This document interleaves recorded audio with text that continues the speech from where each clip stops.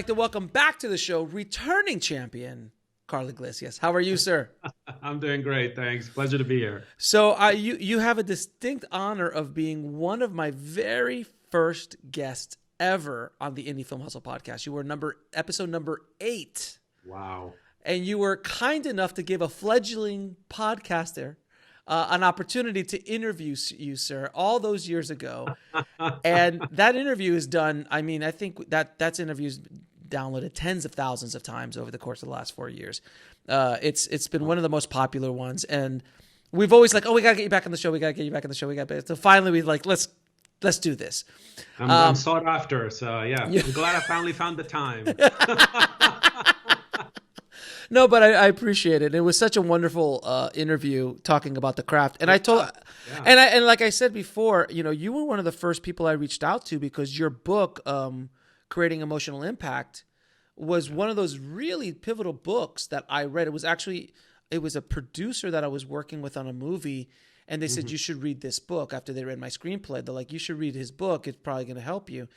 And I was blown away by not only the emotional impact, but I remember just those little segments. There was a segment in that book that's like, if you have this word in your screenplay too many times, just go in and do a find and replace this word or replace this word. Like those like lazy words that you use for writing. It's like when people read this, it's like those little things I had just blew my mind when I was writing the first time. Yeah, because the whole thing was from the reader's, my whole concentration is the reader's emotional experience. So you got to remember that when you're writing a script, your very first audience and only audience will be a reader reading that script, right? And if they pass on it, that's it, you're done. So you're really writing for one reader. And if you can make him sure everything, the reading experience, the description, let alone, of course, the craft of storytelling, right? But just the actual experience of reading a script is so important. One thing I wanted, before I even get into the questions, I want the audience to understand in regards to writing a screenplay, because I've written screenplays, I've written books. I much rather write books. There's so much more freedom. It's easier, isn't it? Oh my God. Screenwriting seems so easy. Because it's like less words, right? It's less words. It's less pages. It's like, oh, it's easy. My first book was a movie, and we go to movies all the time. My first book was like, I think almost 60,000 words. And my second book's almost 60,000 words. Right. And I wrote them like water. It was just like, oh, this is easy. And the first book was a narrative story. So it was kind of like, oh, I could do this, I can do that. There's no economy at all. Where in a screenplay, you have to be so economical.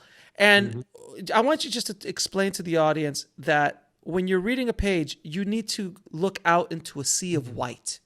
That is the goal, is a sea of white space. Yeah. As much less white is more is the advice. Yeah, it's as much white space as you can get. Right. And, descriptions, how long should descriptions be, all this kind of stuff. So please just explain the whole sea of white. Yeah, well, I mean, it's obviously, there's also an art to it. There's a lot of producers and development executives that I talk to, they look for voice, right? It's the voice of the writer.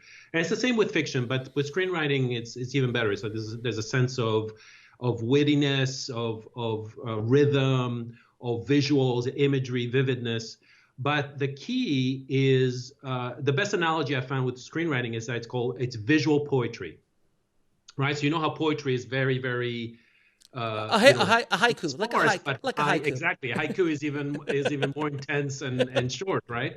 But if you think of poetry as opposed to prose, one of the mistakes that I see a lot with beginning screenwriters, is that they write as if they're writing prose.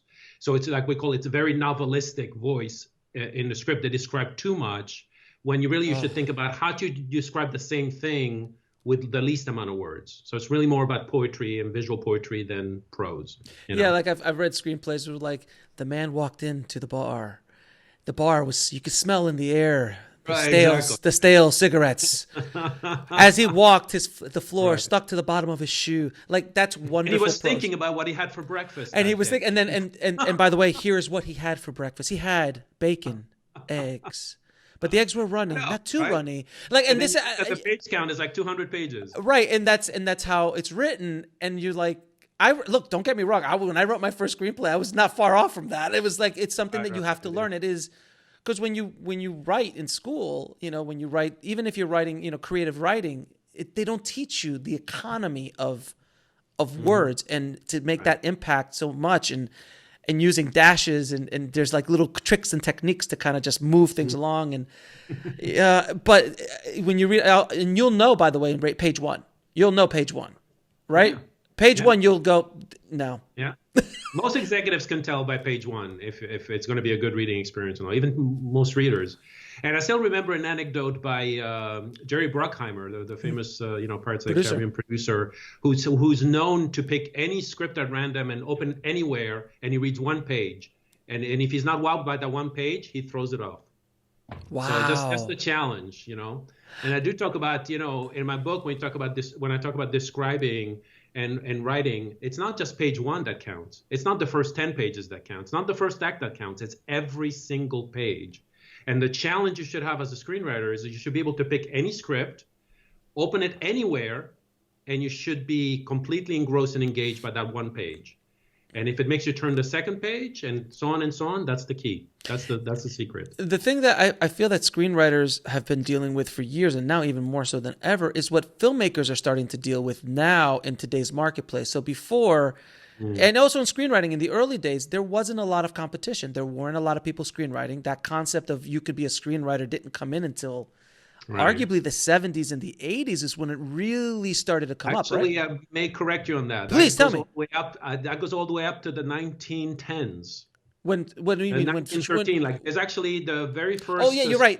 Thing, how to write a photo play. They used to be called photo play. Yes. There used to be an how-to industry for screenwriters all the way back to 1910. But how much competition? Like how many people were reading? If there was books already printed, I guess everybody wanted to write screenplays, right? Then, so it's amazing. Yeah, I agree with you 100%. And there was some competition without question. But you're right. In the 70s, I think Sid Field is the one that kind of turned it. It blew up. It blew up, and then mainstream. Yeah, Linda came out afterwards, and they really were the catalyst of everybody, and the technology was much more affordable, and it was a big thing. So there was a lot less competition back in the days. Now there's just ridiculous amount of competition for screenwriters. Filmmakers before too had less competition in the marketplace. If you just made a movie in the 80s, it was sold. Good, bad. Toxic Avenger was sold internationally. There was less competition. So I think the reason I'm bringing that up is because when you're a screenwriter now, you've got to use every trick in the book to cut through all the competition and formatting and having that creative white space. I'm assuming you are a genius storyteller. This is beyond the storytelling. That's an assumption. Well, I'll correct you on that one as well. Actually. Sure, go for it. Tell me, please.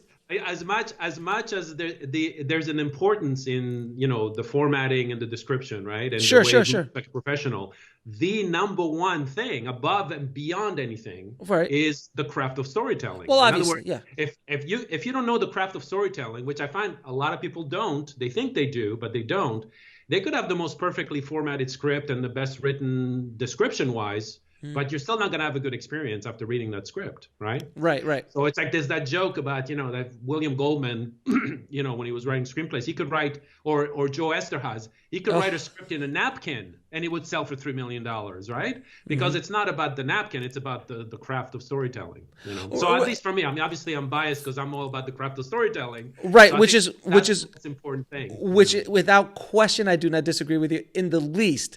But with that said, when you're Joe Esterhaus, when you're Shane Black, when you're Tarantino, when you're Aaron Sorkin, you really don't have to deal with any of the rules that we're talking about.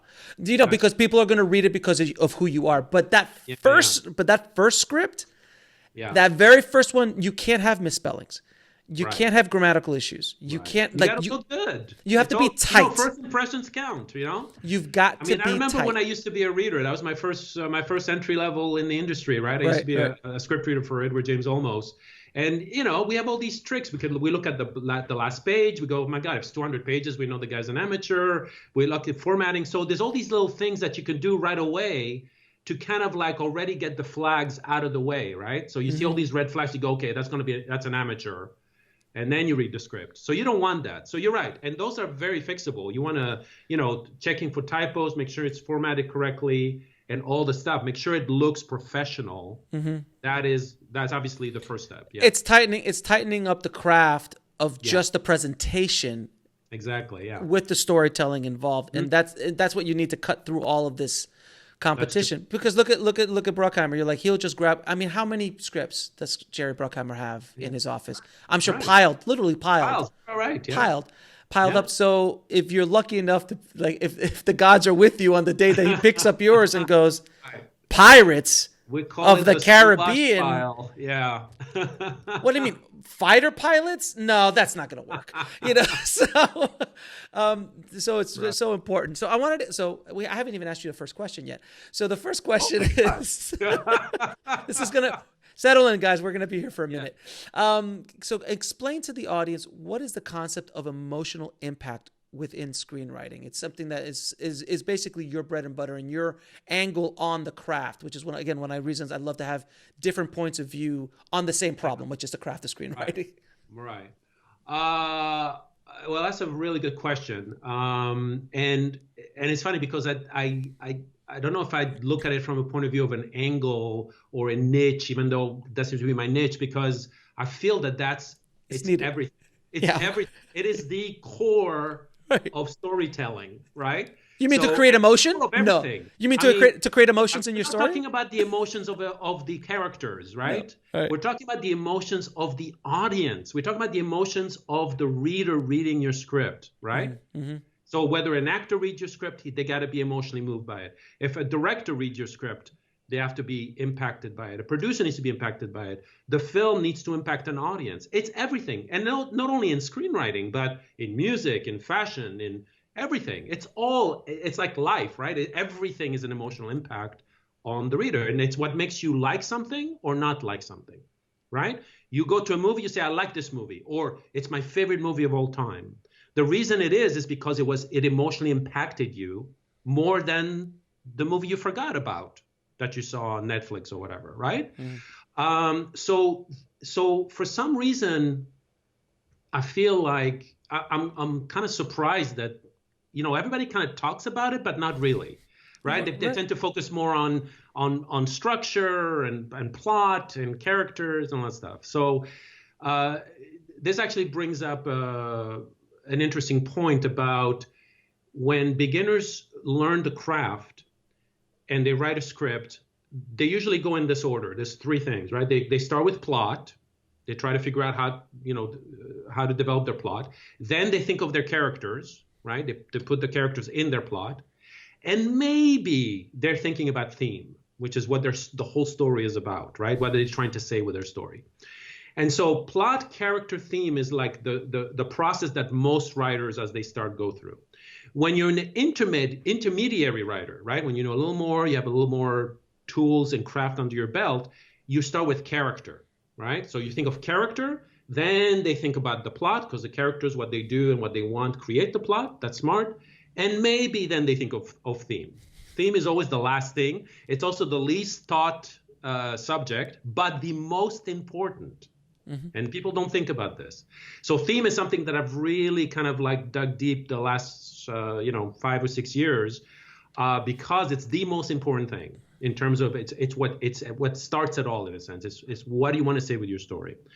Now, I remember one of my favorite writers, Rod Serling, who did Twilight Zone. He's like a of course, genius screenwriter, and he said, overall theme. So his process was theme number one leads to character, which leads to plot. So the process, and that's the process of most professional writers, right, who write great stories, is theme, character, plot, in that order. Not plot, character, and maybe theme, right? So for me, when I read scripts, when I consult or teach, and you may have a good plot, you may have some good characters, but a lot of the times we have a breakdown in theme. In other words, they maybe realize that they're trying to say something with their script, but it's not what I call successfully argued through the script. There's no thematic argument through the script. And so it doesn't work. The song doesn't work. Even though you may have great characters, great dialogue, maybe a good plot, some twist surprises. Okay, that may work, but there's something missing. And to me, theme is what takes a script from good to great. So it's like, to me, it's the most important thing. It starts with theme, which gives you characters, which gives you plot. But I'm getting a little ahead of myself there in terms of. So then can you give us an example of a movie that really started with theme, character, and plot? Do you have any ideas? Well, I don't know. Now, most great movies, I don't know how they started. Yeah, you're right. Yeah, yeah, it's Right no on way. mine. Yeah, yeah, yeah. Although I can probably talk about Little Miss Sunshine because there is a clip of Michael Arndt, the writer, who's at a bookstore and he answered an audience question, and he talked about how he came up with the idea for Little Miss Sunshine. And for him, it started with theme. And the way he started with theme is because he had heard a quote. He had heard Arnold Schwarzenegger talk about whatever at an interview, and Arnold Schwarzenegger said, "The thing that I despise most is losers. I don't like losers, right? So life is about winners and losers." And he thought that was such a Arrogant, a despicable thing to say, right? Yeah. About human beings, that he had this idea for Little Miss Sunshine. Now, Little Miss Sunshine, so he started with theme because every single thing in Little Miss Sunshine is on point with theme. In other words, this is one of the best, and that's the reason why such a simple movie is so loved, because it was so thematically rich. It was on point. Everything fits together. The characters, what the characters want, their emotions, their arcs, the dialogue, the plot, everything is in service of that theme, right? Which is, what's the best way to live? Like, is winning a sign of success, or is it just, being a human being and loving your family and just enjoying it, right? So the grandfather in that movie who says, it's not about winning, it's about trying and enjoying what you're doing, right? Yes. And when you think about it, every scene in the movie fits that, right? Especially the last one. Yeah, exactly, right? And even simple scenes like the diner scene where they're asking ice cream. It's such a simple scene, but it's like everything about the theme of winnings and losing. And it's everything what the father says, which is all about being a winner, and everybody around him is rolling their eyes, oh, come on, and trying, so when you think about it, a story is really an argument between two sides, right? And you're trying to tell the audience which side is the best way to live. That's what theme does. It's kind of like a how-to manual for life when you think about it. Right, exactly. There was last year's Best Picture winner, Green Book. I remember watching, I had a screener for it, and my wife and I were watching, and we started it late. We started it late in the evening. We're like, oh, we'll watch a little while of it, and then we'll go. And we wouldn't turn it off until it hit like midnight, and we were like, we got to keep watching this. Right. And what I so that's the emotional impact for you. It moved you, it engaged you. You wanted to see the end of it, no matter how late it was. Exactly. Right. If it's scripted that, you're good. Right. And the thing that I found so amazing about that movie, which it's not a movie that I'm going to watch 1,000 times. It's just not one of those films. Like Star Wars is one of those films, or for me, Shawshank Redemption. Star Wars is great thematically. Absolutely. Yeah, exactly. And Shawshank Redemption, which is everybody in the show knows my love for that film. But there's films that I'll watch 1,000 times, but that movie, the theme of it, and it was just two guys in a car, essentially. The entire movie was two guys in a car. For the most part of it was just like the banter between these amazing actors. The dialogue was remarkable. Right. And you're just sitting there. If I said, what was the movie about for you? Like if you say, what was the movie about? It's about friendship. It's about friendship. There you go. It's about friendship. It's about the battle of societal norms. Only that, friendship overcoming racism. Yeah. Friendship overcoming societal. That's the that the driver takes, right? Right, societal norms, and then on both sides, because he was an elitist. I forgot his name. He won the best actor. I forgot. There's Viggo Mortensen and the other guy. The other guy was an elitist because he was a very well-educated man, and Viggo was a street thug and alone and disconnected. Completely. While this guy was ignorant, a street thug, but had a heart of gold. Exactly. And he had a moral compass. Yeah. And as rough it was just, but it was so simple. It was so like a good meal, a well executed meal, right? That's not complex. Another of my kind of maxims that I always tell students and clients, which is like, always aim for a simple story with complex characters, not the other way around, right? A lot of people think of complex stories with twists and surprise and all that stuff, and then they come up with simple characters, which is not good, right? So think simple stories, complex characters. Without question, man. Now, what are some key elements that you need for a very impactful scene? Which are the scenes are the building blocks of our story in this platform. Well, that's a big topic. So scenes is something that I find that a lot of writers don't know how to do, even though they think they do, right? So they think of they think of a scene with two people talking, and what they mostly do is basically it's just exposition, right? They're talking about what the audience needs to know to advance the story. And so you have two people, basically most of their dialogue is exposition. So the first thing that I tell people about scene writing is look at it as a mini story, right? So if you think of a story, you think about 3 acts, right? You think of a beginning, middle, and end. You think of a character who wants something, right? You think of conflict, what's standing in their way, and what do they do about it, right? That's your whole script. Well, think about the same thing in a scene. In a good scene, you have a character who wants something, is having difficulty getting it, right? And you watch how they go about getting it. And sometimes they get it, sometimes they don't, and then you move on to the next scene. Right. So that's why I call dramatic scenes. So dramatic, not in the sense of, melodramatic, like, hysteric people yelling at each other. I'm talking about dramatic in the true sense of the meaning of drama, which is a character not getting what they want. That is the essence of drama. And then that's also a character wants something and not getting it. Right, and if you're able to construct scenes like that, you keep the audience engaged the entire Absolutely, time. Because that creates tension. They wonder if they're going to get it or not, right? And especially if you have stakes, which is another part of the equation, right? High stakes, low stakes. It's got to be important for the character to get in the scene. So if we don't care, we're not going to care, right? So you got to have high stakes in the scene, right? A strong reason for a character wanting something and a desperation for them to get it. And then you have tension. And to me, tension is this kind of interplay between, us worrying that they're not going to get it or something bad's going to happen, and hope that things are going to work out for that character. So a scene like in a Hitchcock movie, the bomb underneath the desk, the bomb underneath the coffee table, right. That whole concept of where, because that scene to me, and there's a lot of Hitchcock. Right. Arguably, there were characters, and some of his best movies were character driven, like Psycho, right. North by Northwest. Oh, right. Some of his other ones were much more structural in plot. Well, he was the master of suspense. All he cared about was suspense. That's all he cared about. He cared about great tension. He really cared about manipulating the audience's emotions. Right. And he even said that. There's actually a great anecdote that was shared by Ernest Lehman, who wrote North by Northwest. And he said that, you remember when he used to be on set in between takes, and Hitchcock said, it's amazing how the movies, we do this and the audience feels this, and then we do this and the audience feels that. It's almost like we're playing an organ at a church, and each key is a specific emotion.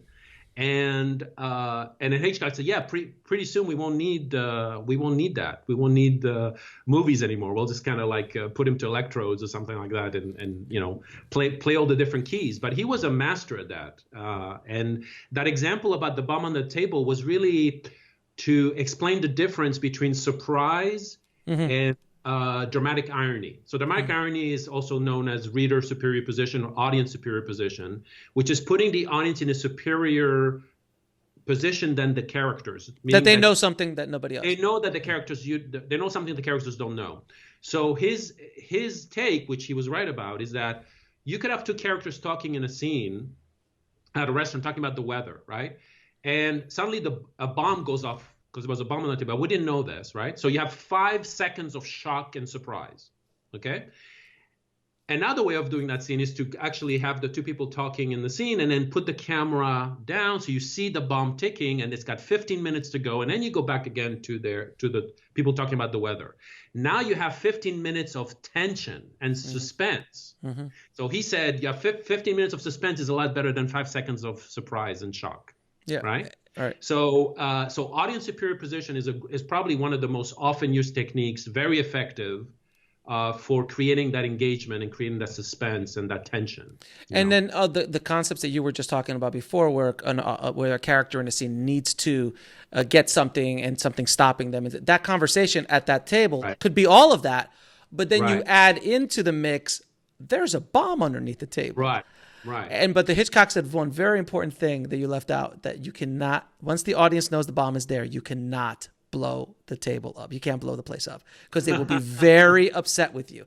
If you kill them and they didn't know about it, okay, But if you Right. let them in on it and you torture them for 15 minutes and you still kill them, they'll never forgive you. I know exactly. Right. Yeah.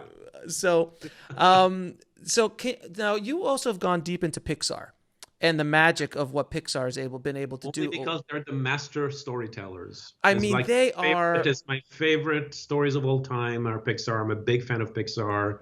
I study their techniques, and they all fit with what I'm talking about. So it's so fascinating, their process with the creative, like, kind of round table, or the mind what is it? The brain trust. Yes. Brain trust, yeah. So the brain trust, where they have, like, 7 amazing storytellers that, like, literally rip apart stories and they put it together. And Pixar, they haven't hit it out of the park every time. They have a hell of a good batting average, but they haven't. There's Cars 2, but but there's also Up. And there's so many amazing stories, and they let's say there's like an 8 out of 10, 9 out of 10 for Pixar without question. They still know how to tell a good story. They still don't know how to tell a good story. What do they do? What is it about them that makes them able to pull those emotions? Because, like, I just watched Toy Story 4. And I'm with my daughter, and I was just like, I'm like, what? This is why? Like, I don't understand. Like, I mean, Pixar. I'm a grown ass man, and I'm like crying at a cartoon. They do make you cry. That's for sure. I mean, Toy Story 3, Toy Story 2. That song in Toy Story 2.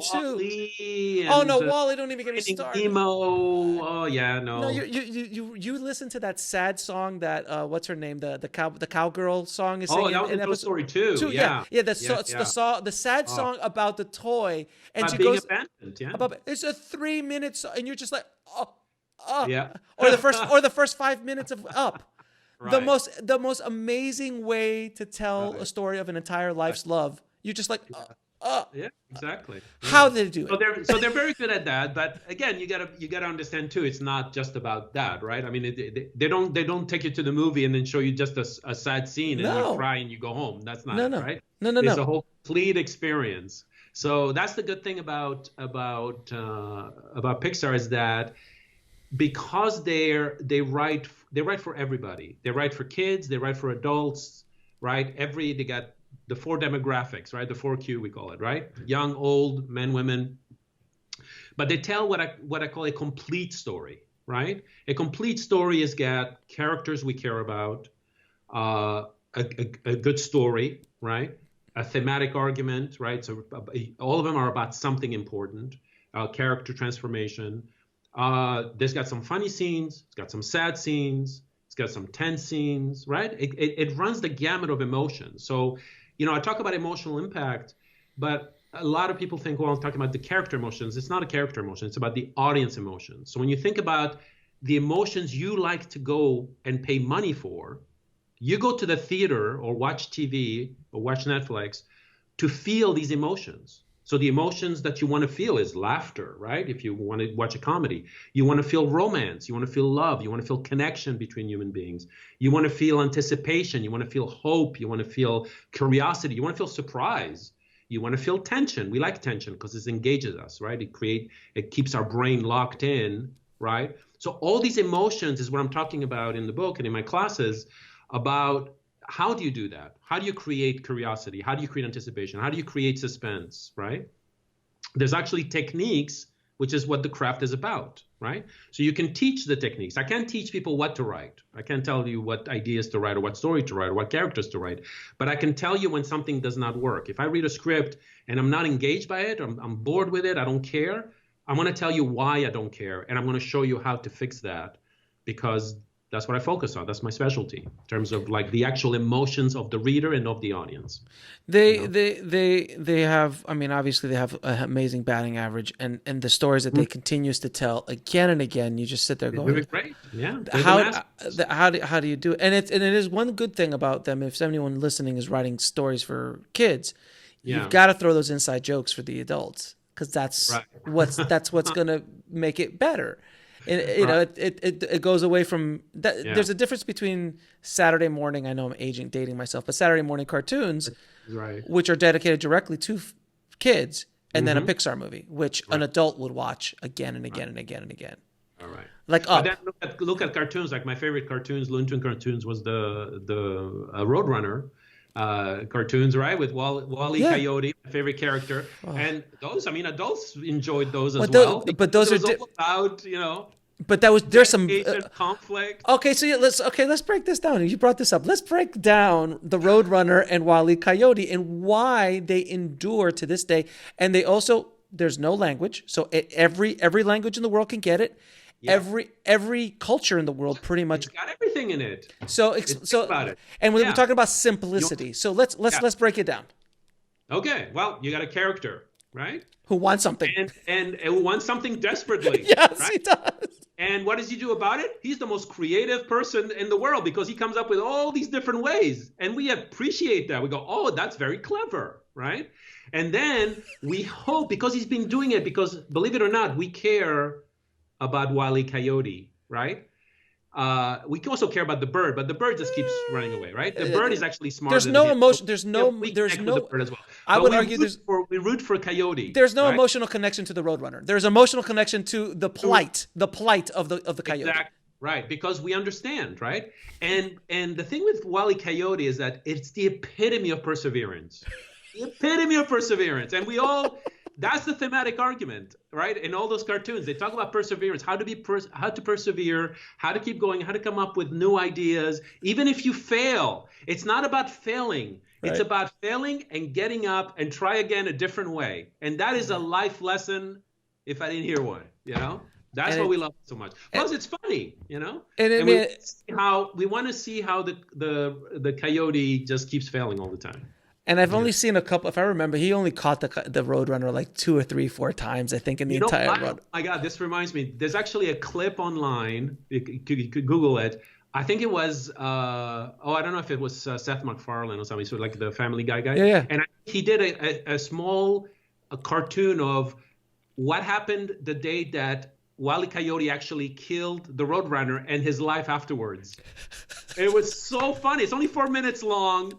And it's hilarious because it's like you get this guy, the coyote is like so depressed because he has nothing to look forward to, and he's drinking, and he's like he has no goals, And I know we're laughing, but that is actually what happens in our business all the time. You see these people who win Oscars or have a $200 million big huge movie, and once they get to that success, they get to the top. There's nothing else after that. Yeah. Like they crash, and their entire world comes crashing down around them. People who win the lottery, you see that happen all the time. Exactly. But I am going to look up the Wall-E Coyote. And by the way, this is one thing you have to understand about stories is that there's a reason why we love stories. There's a reason why stories are shaped the way they are in terms of characters with goals and transformation, because we evolved with stories, and stories kind of teach us how to live, right? So this is like we're talking about the Roadrunner. That's a lesson in perseverance and not giving up, right? That's something that they teach us in life as well. So it matches. And so when I talk to writers about storytelling and theme specifically, because theme addresses that, is you've got to make sure that what your story addresses is life, like all the problems with life. So in terms of like perseverance or love, right? I mean, there's a reason why love stories are the most popular in romances. Relationship stories. Yeah, no, of course, and it was those stories that kept us alive, because you would tell the story about the tiger at the end of the river that killed the boy, and all of a sudden that story would go like there was a tiger that killed by the river, and that story kept going and kept the tribe safe. Exactly. And those stories around stories are our survival mechanism. It's what made us evolve and survive up to now. And right. will for a long time. Yeah. There's never been a culture without stories. Like every culture in the entire civilization from the very beginning has had stories. From the moment we're able to communicate with each other, we've had stories. And I think it's also just another way for us to share our life experience so we can feel that we're going through it with somebody else. Exactly. It's cathartic. I bring up another very interesting point. Have you heard of mirror neurons? Yeah, I've heard of them. So the reason we so connect to movies and to is all about this concept of mirror neurons, which is we have neurons in our brain that when we watch something, the brain thinks that we are doing it. And so when we see a character doing something on screen, your brain is thinking the same thing that you're doing it on screen. And so there's that connection, right? So you see things that look like life, and you see characters doing things and transforming, right?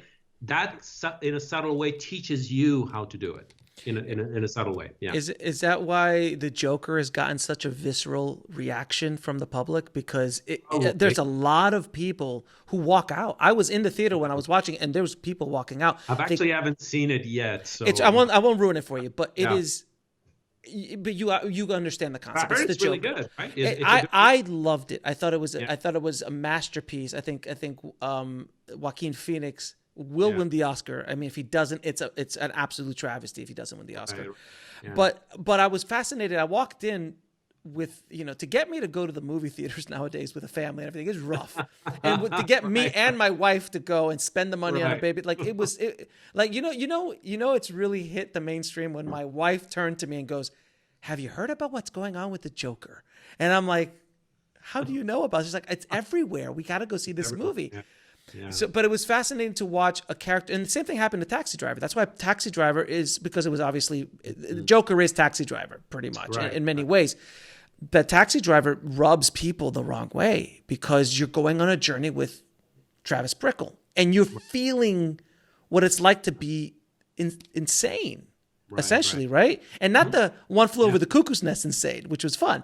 This kind of insane. And I think that's why viscerally people are reacting so interestingly to Joker. It's just an interesting thing in today's world. Looking forward to seeing it when I have a minute. It is.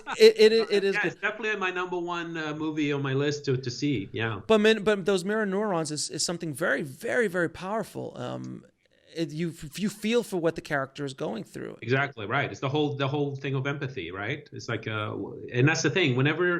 No matter if the character is good or evil or immoral or moral or a good person or bad person, the fact that he's the main character, and there's also actually techniques and tricks to make you connect with, to make you care, right? So it's important to make you care, because you can care about a character, you can not care about a character. If you don't care about a character, it doesn't matter what they do, your script is done. So you got to learn how to care about the character. And so I bet you, even though I haven't seen the movie yet, I bet you that the filmmakers take the time to make you care about Joaquin Phoenix's character before you see him do what he does, right? Which I'm assuming is negative. And you kind of root for him, right? Because you care. And that's where I think the problem lies, was that you're rooting for a crazy man. You're rooting for a murderer. And it's like at least with Silence of the Lambs, I love Hannibal Lecter. Hannibal Lecter is such a charming, he eats people. He's a cannibal. He eats people. But we had Jodie Foster as but then later in the other movies like Hannibal and things like that, he became the main character. Here's the thing though. He may eat people, right? But they were bad people. But he only eats the people that, maybe not, that deserve it, right? The way the film ends, we feel this poetic justice of him eating Dr. Chilton at the end. And it's the same with shows like Dexter, for example, right? Like Dexter is a serial killer, but he kills the wrong people. He kills the people who deserve it. And so that makes us feel good. So and that, like vigilante. And that's the thing, that you're exactly right. Like anytime, the quickest way for you to hate somebody on a screen, it's one of those old tricks, like have the villain kick the dog. Or even kill the dog, You kill the dog, eat the dog, whatever you want to do. I've heard Stephen King once say that of all the hate letters he got was when he actually killed a dog in one of his novels. Like he could kill people in the most amazing ways, but if he kills a dog, he's going to get the hate crowd. Right, and that's like the easiest way. It's the easiest way for you to hate somebody right away is have them hurt an animal, hurt a kid. And that's not really and it's not the only thing. There's a whole bunch of stuff. When I read scripts with clients and I say, and I'm very aware of what connects us and what disconnects us. So there's going to be times in the script where I go, okay, this, what he did or said there is a disconnector. It disconnects us. So do you want to keep it there? Is there a reason why you want it, or is it accidental? Because a lot of times the writers don't know what they're doing, right? They're just writing the script.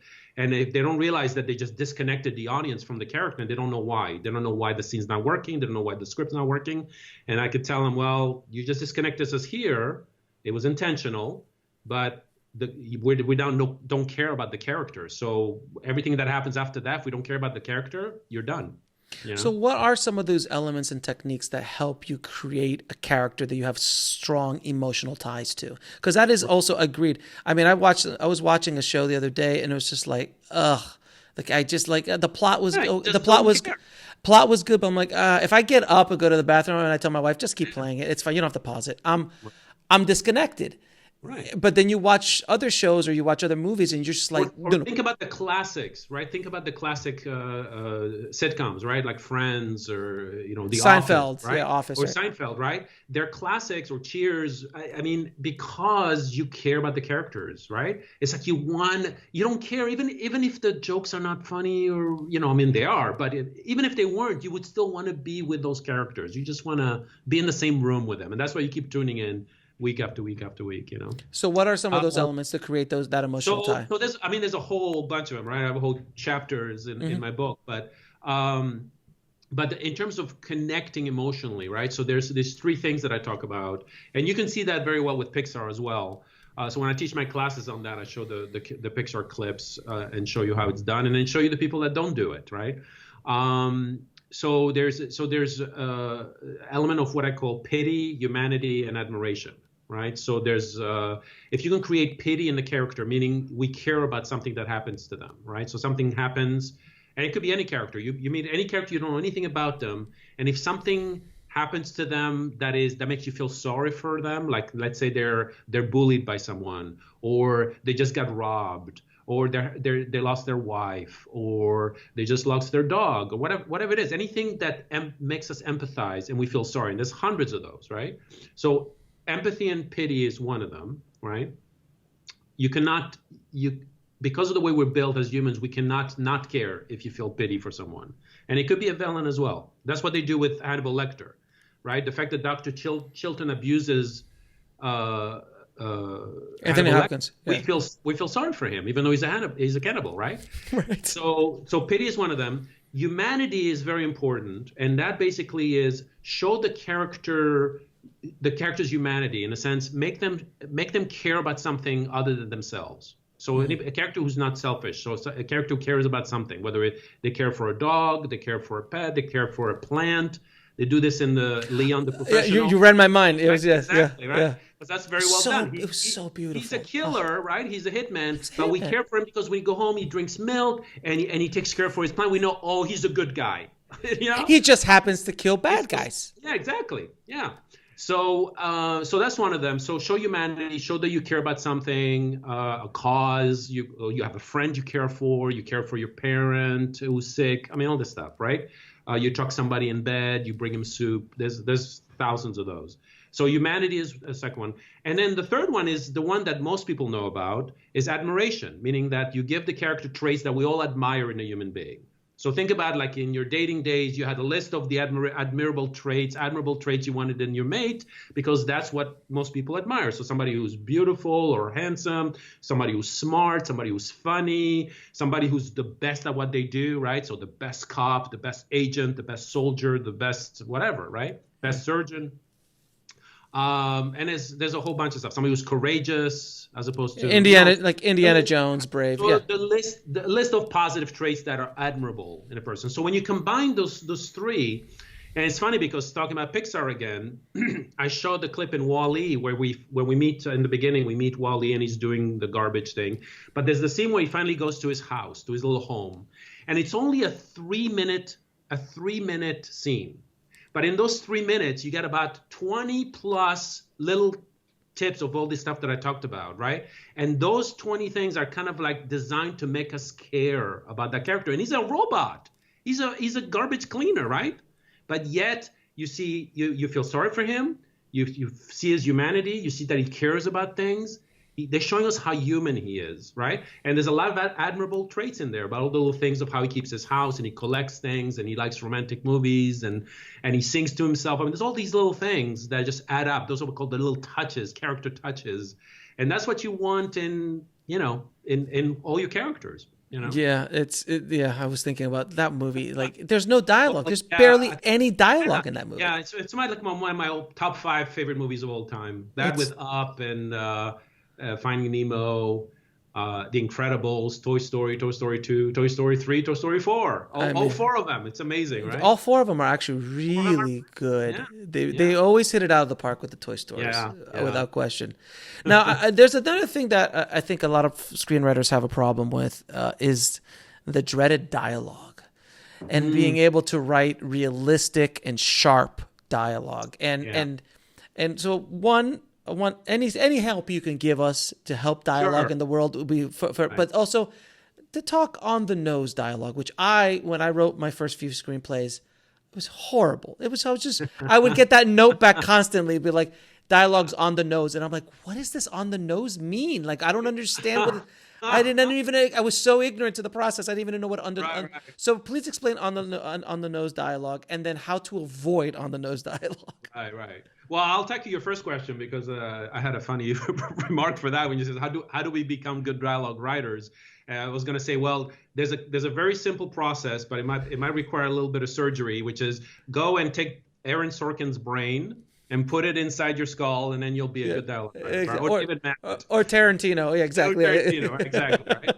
So, but all joking aside, the craft of dialogue is probably the most important thing. Other than theme and scenes and craft of it, whatever, right?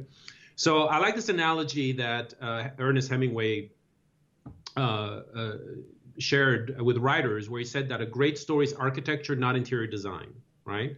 So architecture of a story is the structure, the theme, the plot, the characters. It's the foundation of a good story, right? So it's a solid story.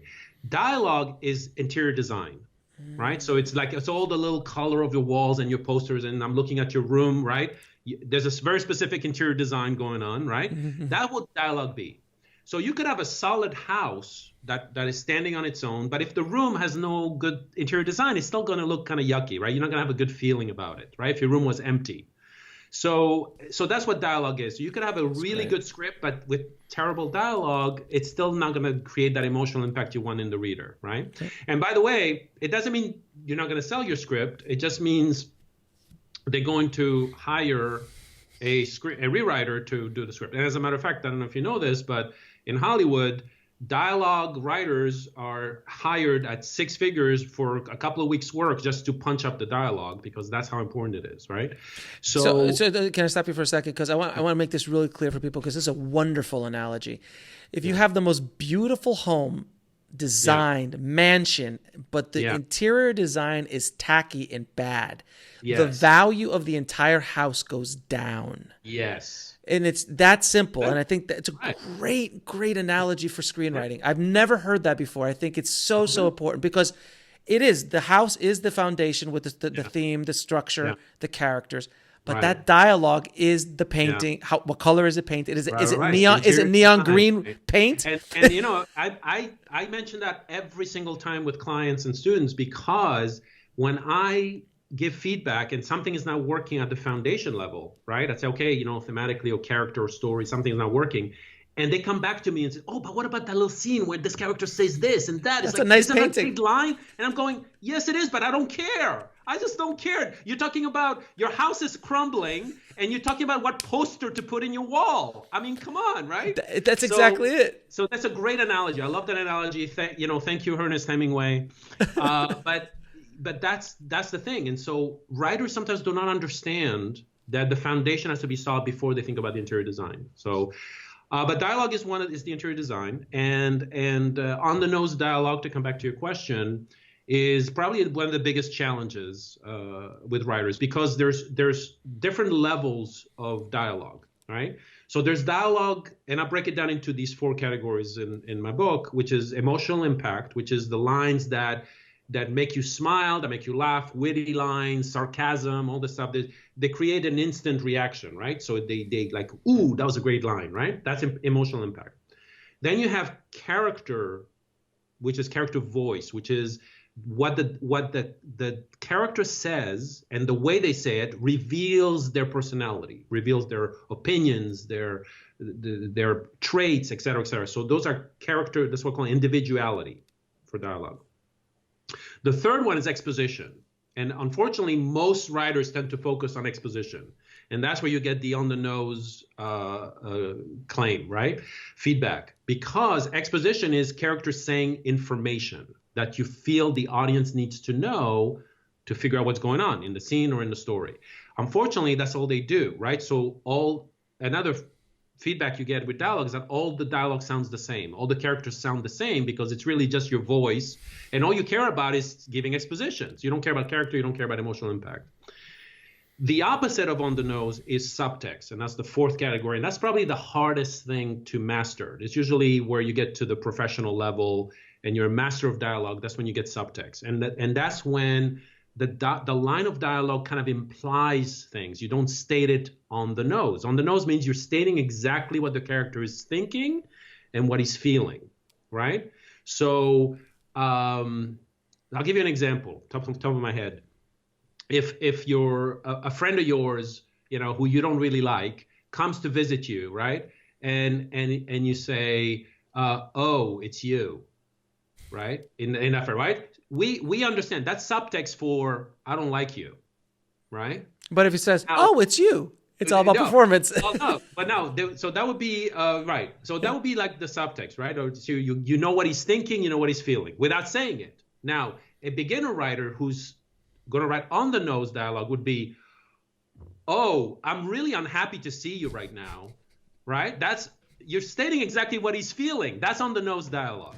Right? So you mean I'm not happy right now, or I'm so happy to see you. That's on the nose. So you mean basically The Room, basically Tommy Wiseau's The Room is basically the entire movie is on the nose on the nose dialogue, which makes it so beautiful and wonderful of that movie. I absolutely it's one of my it's so bad that it's good. It's one of my favorite movies of all time purely because it's so bad. And when you said that, I'm like, wait a minute, that sounds familiar. That's like, oh, hi, Tommy. I just walked in the door. Thank you. How was your day? It is pure on the nose dialogue. Also, another thing, and if I may dissect The Room here for a second, when you're writing a scene, and I think writers should understand this, is that you really need to pick the most important and interesting part of the scene. Right. So, what a perfect scene is just a wonderful scene in The Room is this scene that they go into a cafe, and the scene starts with two people we have never seen before in our life ordering. I'm going to have a coffee. I'm going to have this. Great. Mm-hmm. Two other people go right behind them in line, order. We don't know who these people are. Right. The third people are our characters, and they order. So you sat there for a minute and a half watching someone else order for no reason, and that's the most interesting part. We should have picked it up at our characters. Well, that happens a lot. Yeah, in scenes, it's like, what do you cut? Because a lot about our brain just wants to set up the scene, right? So the examples I usually give is like, if you're going to show an interview scene, right? Somebody at a job interview, you're not going to show the guy driving there, or even before, like getting ready for his interview, driving, finding parking, getting up on the elevator, checking in with the receptionist, waiting, reading a magazine until he's called to the interview. You're going to cut right at the interview, right?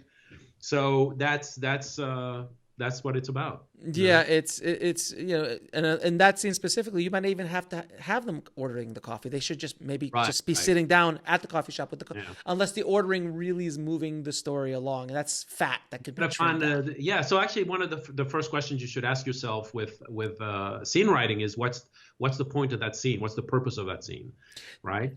Do you have any tips on how to create good subtext in dialogue? I do, because I show a whole bunch of techniques as well in the book on subtext. There's a whole bunch of them. I mean, the ones that come to mind is implying things, right? Or even not even saying a line. Like, think about how if the character can actually do something that implies something, as opposed to. So it's all about implying things, right? Subtext means the meaning behind the text, right? So going back to our examples with your friend, if you say, "Oh, it's you," right? "Oh, it's you" doesn't say anything, but we know in the context, if we know the way you say it, or we know before that you hate the guy, right? We know that "oh, it's you" means I hate you and I'm not happy to see you, right? So that would be an example of subtext. So implying the line. All right. So something like physicalizing the line sometimes. So like something like if a woman or wife knows that her husband's cheating on him, and she hasn't told him yet. And he walks in and he's like, "Hi, honey," and she's washing the dishes. Right. And she's like, "Oh, I'm doing all right." And the way she's washing the dishes says everything about what that scene's about. Or physicalizing. And then he's starting to pick up on it, and then it's like, but no one's saying, "You cheated on me." Why? But it's all done within all done within the scene. Right. That's subtext basically. Exactly. Yeah. Yeah. And there's a whole bunch of Oh, yeah. Yeah. there's many ways, but subtext is an art form, though. That's not. It is, and a craft as well. Yeah. And It the fact that is. to like list a whole bunch of techniques and give you examples of it shows you that it is a technique. So you can definitely apply that. So I mean, you script doctor a lot. You also consult a lot with screenwriters. What is Right. the biggest thing you see? Like, what do you come in to fix the most? Like, what is the thing that you're like the house you come in to analyze the structure of the house Right. and the interior design? And what is Right. the thing that you see? Like, man, if people would just get this right, it would be Right. so much better. It depends. There's so many different things. It depends on the student, and I also teach at UCLA, so it's kind of like it depends on where the student's level. So like I said, sometimes a student can or a client can write great characters and great dialogue, but the scenes are not working or the story's not working. A lot of the times it's theme. That's the reason why I feel, one of the things that I've come to realize is how important stories are for us humans and why that is, and that's really theme. So if you really know how to write to theme, right? Because everything connects to it. Like the characters and the character arc connects to theme. The dialogue will connect to theme if you have a good thematic argument, and then of course the plot. So that's the thing. And theme is a foundational issue, right? I remember Rod Serling saying it's where it starts. So you have to know theme. You have to know what you're trying to say, right? And then figure out your character who's going to convey that, and the plot, and the ending of it. Now you had one of your theme would be the answer. Okay. So Yeah. you also wrote a book called The 101 Habits of Highly Successful First Screenwriters. book, yes. Your very first book. Yeah. What are some top habits that screenwriters should do to be a good screenwriter? And I'm going to say the first one would probably be just write. But Yeah. what's some other ones? That's basically it. That's just right. Just right. There's 101 habits in there, and all the big time writers talk about what they do in all the specific habits. So there's a lot to read. Mm-hmm. But yeah, pretty much it comes down to ask to the chair, right? Like putting your butt on the chair and dedicating the time. So a good tip is to schedule the time. When you have your calendar and you schedule your dentist appointment, you don't miss that, right? So you show up for that, right? So a good technique is to actually put in writing time in your calendar with a start date, a start time, and an end time, so that you get those notifications on the Mac that says, your meeting starts in 30 minutes, and so if you actually write down your writing sessions, at least you'll show up and hopefully dedicate yourself to writing. So that's a habit right there. Well, how about for screenwriters who I've heard this 1,000 times? I only write when I'm inspired. It's when I get the inspiration, and these are the same guys who have the screenplay they've been working on for 7 years. Right, exactly. The one screenplay, not the 20, the one screenplay. And every time you talk to them, they're like, "How's that screenplay going?" Almost there. Yeah, almost, just a little bit, almost there. Yeah. So the answer, and this actually came from who said that to me? I forget now, but one of the writers in the 101 Habits book, who said, does a plumber have plumber's block? I mean, he has to go and he has to fix what he needs to fix. He shows up on time. That's his job, right? He doesn't have. You don't go to your office job and say, "Oh, I don't feel like it today," right? You go. You do it because there's a lot at stake. That's the problem with writers. They don't have a lot at stake, right? I mean, because nobody's forcing you to write, right? There's no deadline. Somebody's not putting a gun on your head. So that's another tip for you guys, is to make sure you give yourself stakes, like give yourself deadlines, give yourself like one great trick is to tell people that you're going to write, right? That you're going to finish your script by, let's say, 3 months from now, right? So in February 1st, right? And you tell people I'm going to finish my script February 1st, and if I don't finish my script by February 1st, I'm going to have to donate $1,000, right, to the NRA or to the Trump campaign or to Nazi lovers, whatever. But basically anything that you totally abhor, hate, and you're going to force yourself. And believe me, if somebody's going to hold down to it, so actually you're going to have to give the $1,000 to your friend, so that they're going to send it, and they will send it if you don't give them the script by February 1st. And I guarantee you, you will finish your script by February 1st. There's actually websites dedicated to this. There's one called There's one called, I think, stick.com, which is like the carrot or the stick. Right. And you do a public, you put up your thing, and it does exactly that. They'll deposit. If you don't supply it, they will deposit it directly into the opposite. There you go. And believe me, and that's suddenly now you have stakes. Now you have motivation. You will work. I really need to finish that, right? You will write. You will write. Now, it may not be good, but at least you'll finish it. And that's step number one. You have to finish it, and then you can go back to it and fix what's not working. Can we talk about the rewriting process a little bit? Because that is such a That's a pain in the butt. Oh my God. But I also, I found myself when I'm writing a lot of times, and this is the old versions of me, is I would rewrite as I write, because it was an excuse to not continue. So you have the greatest first chapter, or the greatest first 20 pages ever. Yeah. But it's useless because you haven't finished it. I'll meet you halfway on that one. There's actually could be a good trick, and it's actually Eric Roth, who's the big time screenwriter of Forrest Gump. So Eric Roth's technique, which I think is pretty effective, is that every day he rewrites from page 1, but every day he adds to it. So let's say the first day he does the first scene, right? It's 3 pages or 10 pages. The next day he's going to rewrite page 10 and continue to page 15. The next day he's going to go page 1 to page 20.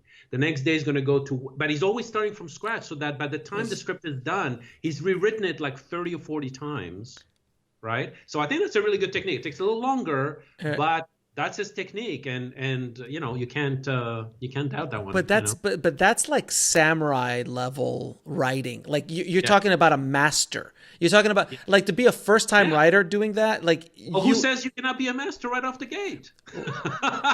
We're talking, Karl, stop it. Alex, we're talking about techniques here. We're not talking about talent, okay? Talent, you're right. Talent is that thing that you either have it or not, or you keep getting feedback, or you have a good idea, a good story. That's fine. But we're talking about writing habits here. Anybody can do these habits, right? You can. The deadline. Anybody can do the rewriting trick.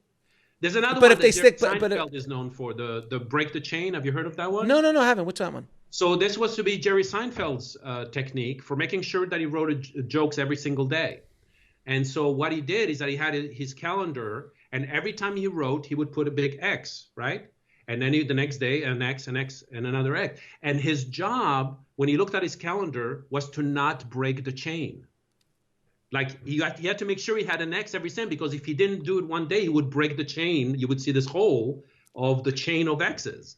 So that's a really great trick. Like you look at that chain, you go, oh my God, look at all those things in a row. I've been so productive. I don't want to break the chain. So you just keep doing it, That's they're very, very powerful. And the longer that chain is, the less you are gonna break it. Like I have my chain's going for 5. My chain's been going for 5 years, and it's just like it just keeps going and going. That's very powerful. The Eric Roth one I love, and I think it's a wonderful way of you could doing do it. That. That's so simple. Because we're not talking about some people rewriting the same chapter 1 or first scene, right? And never writing anything new. But that's what write something new. But that's the thing. That's the discipline. That's the discipline that I'm pointing out. Is like you have to have the discipline to keep going, and make sure it's. That's why I was like I think it's a little bit more samurai in the sense of just the discipline aspect of it. But in theory, I think it's a fantastic technique. It's a fantastic habit. Yeah, I'm an optimist. Everybody can be a samurai if they apply and practice. I agree. Maybe I'm a little too cynical. Maybe I got too much shrapnel. I got too much shrapnel in me, my friend. Burbank. That's right. I'm in the midst of this. You're away from Hollywood right now. Like I'm in it. I'm very cynical. I just seen too much. I'm breathing some fresh air. Yes. Yes, exactly. You are. Exactly. The stench of broken dreams are out here, sir, and I can't. Yes. No, but we're here to help. And that's why I do the show. I want filmmakers to understand the realities of what the business is, but yet to continue to follow that dream. Because if we don't, what is the reason why we're here? I mean, if not, we could all be accountants somewhere making money, or we could all be a lawyer somewhere doing stuff. We're here. We're crazy. We have to understand we're all nuts just for even being here. This is a crazy business. And Absolutely. and to try to make money in this business is even more insane. We're carnies. We're carnival folk, Yeah. essentially. So, all right. So I'm going to ask you a few questions. I ask all of my guests, sir. Sure. What Okay. what are the 3 screenplays every screenwriter should read? Ooh, that's a great question. Um, it really depends on Genre. why. Yeah, well, not just genre, but why would you read? Like, if you say, if you like, for example, for me, like if you had a problem with dialogue, I would tell you which dialogue scripts to read. You know, like I would say, go read the Tarantino script, or Aaron Sorkin or David Mamet, right? Or if it was for description specifically, like I would say, read a Tony Gilroy or read a Shane Black script, Shane Black, right? yeah. Because, I mean, so very very specific. You have craft elements that some scripts are better than others, but overall, for overall great storytelling, I would say read any Pixar script if you can get your hands on it. But I would go for my favorite filmmakers, like Billy Wilder. So to read Some so Like It good. Hot, read The Apartment, which is one of my favorite movies of all time. Blade Runner, Inception. I mean, it's all, I could just name all my favorite movies and say, go read that script. Now, what advice would you give a screenwriter trying to break into the business today? Write a great script. I know you probably heard this a million times, but I'm telling you, I mean, so many people are so worried about the marketing and the networking, Pitching. and the pitching and all this thing, and they don't realize all they need is just one great script. I'm not saying only write one script. I'm saying just write a great script, because you can literally drop it anywhere or anybody you meet by accident, even if it's the accountant or, I'll tell you a funny story. One of my clients recently, they're writing a script, and they're writing it for a specific actor in mind, and they've been working on it for a very long time. And out of the blue, he's a tennis player. And he tells me that out of the blue that one of his tennis partners that he plays on a regular basis is the head of accounting for Netflix. And I'm going, okay, dude, because all this time he's been waiting to send it to the actor's production company, right? And I say, dude, just make sure make sure it's a great script, right? And then give it to the accounting guy at Netflix. Because I guarantee you that if he loves that script, he's going to give it to the right people at Netflix, who then will show it to that actor, and the actor will say yes to Netflix and not to these 2 unknown writers, right? So that was my advice to them. But that's the thing. So write a great script, and you can show it to the, in my 101 Habits book, I heard so many stories of how these writers broke in. And a lot of them were, I wrote this great script and I gave it to the secretary of the friend of a friend of a friend, or whatever. And you hear so much of these stories of just somebody. I mean, think about it. If you saw a great movie, right? Wouldn't you die to tell your friends about it, right? And it's exactly that. Somebody reads a great script, no matter who it is, they're gonna. Chances are, and especially if you're in LA, chances are they know somebody in the industry. Says, hey, I read this great script. Could you want to read it? Of course. It's all about word of mouth. And it was It was how Tarantino got in, because Tarantino was trying to knock on doors for years, I mean, 10 years. And finally someone read it, like I think it was Natural Born Killers, I think it was, or True Romance. And it handed it to somebody. Right, exactly. And he got it. Right. So, I mean, Michael Arndt ended up being hired by Pixar strictly on the strength of Little Miss Sunshine, who, when they read the script and hired him, was before the movie came out. So strictly on the strength of the script, he got hired. So that's why I keep saying, write a great script. Take the time to learn the craft. Take the time to write and rewrite as many times as it takes to write a great script. And when you finally have a great script, then you can go ahead and try to network and try to tell people about it, or enter it in a reputable contest like Austin or The Nickel, and just have a great product. Because right now people are just jumping the gun. They're just trying to make connections and friendships and relationships within the business, right? Which is important. But the first thing they care about is, if you tell them you're a screenwriter, the first thing they're going to say is, okay, tell me about the script you wrote. Tell me about your best script. Because that's all they want to know. They want to read a great script. Everybody's looking for a great script in this town. Nobody has a job in this town without a great script, right? No, actors have nothing to say. Directors have nothing to direct. Agents. I mean, think about all the crew, production. I mean, there's like thousands. The entire town runs on a script. You got to have a script, and that's why it's such. I mean, to me, it's the best profession, right? Because it starts with you, the writer, right? You write a great script, and everything will go from there. But if you don't have that great script, if you're like, you're trying to market without, or you're trying to sell a script that's not ready, you're just wasting your time. Because let's say you have a great idea for a script, right? And you tell an executives that you just ran into somebody at a lunch place, right? And you say, hey, I wrote the script, and it's about, let's say they pitch him like Blade Runner or something, right? And let's say Blade Runner was never made. It's kind of like that movie Yesterday with the Beatles guy. So right? good. I love that right? movie. Exactly. Love that movie. Right? So imagine you were a screenwriter in an age where nobody knew all the great movies that were ever made. Chinatown, The Godfather, right? All this stuff, right? And they say you're the writer. You'll be the hottest writer in the world, right? Right. Yeah, that's probably an idea for a movie. Right? Right. Okay, never mind. So imagine you're that. Let's say you pitch a great idea, right? And the executives, oh, wow, that's a great idea. Can I read the script? Yeah.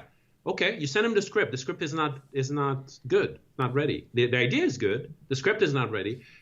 Their reader is going to read it. They're going to do coverage on it, pass. That's it. You're done. And chances are you run into this other, that same executives again with a second script or even a better version of your script. And believe me, you got a bad taste in his mind, right? About that. So they're not going to be that enthusiastic to read your script again or to read another script of yours. So don't break, you only have one chance to impress. And so make sure you have a solid script. Make sure you learn the craft. Take the time, take the classes, read the books, whatever it is. There's so much free information out there right now, especially on your site, right? Right. Kudos to you for that. And there's other big time websites that have a lot of free information, like Go Into the Story with my CLA, right? Yeah. It's got mine. Exactly. And so, and then get coverage if you want to see how your script is doing, if it's ready, right? There's a lot of reading services like yours, where for less than $100, you can get a reader to say if your script is good or not, and then you don't lose that important first impression from a real executive, right?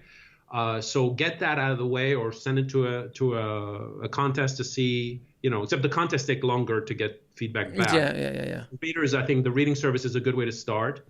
And then if, the reader will just tell you what's not working. They say, okay, it's not working. And they may tell you why, but a lot of them, they don't tell you. And that's when you go to a consultant, because the consultant will be able to kind of like go deeper and analyze why something is not working and tell you how to fix it, right? So I consult as well. And it really depends on the consultant's knowledge of the craft, right? So the more they know about the craft, the more they know what works in a script and doesn't, they'll be able to help you. So that's what I would suggest. But take the time to write a great script. That's probably the biggest mistake I see writers make, that they just market too soon, right? Mm-hmm. So that's the... All right. Yeah. And where can people find out about you and your work? Just go to my website, karliglesias.com. My books are The 101 Habit of Highly Successful Screenwriters, and the big one, The Writing for Emotional Impact, which is all the techniques that I talk about to create that emotional engagement in the audience. So I feel that is probably the key to the craft. That's also available on Amazon and on my website and everywhere books are sold. Mm-hmm. But you can get all the information from my website, so karliglesias.com. Yeah, absolutely. And then we have some of your courses on Indie Film Hustle TV as well. That's right. Yeah. So we'll be able, and they're great. And before I ever had the pleasure of meeting you, sir, I was taking that DVD course and reading that book. So thank you so much, Karl, for all the work you've been doing to help the screenwriters out here, man. It was my pleasure. I always love to talk about the craft, and it's a pleasure.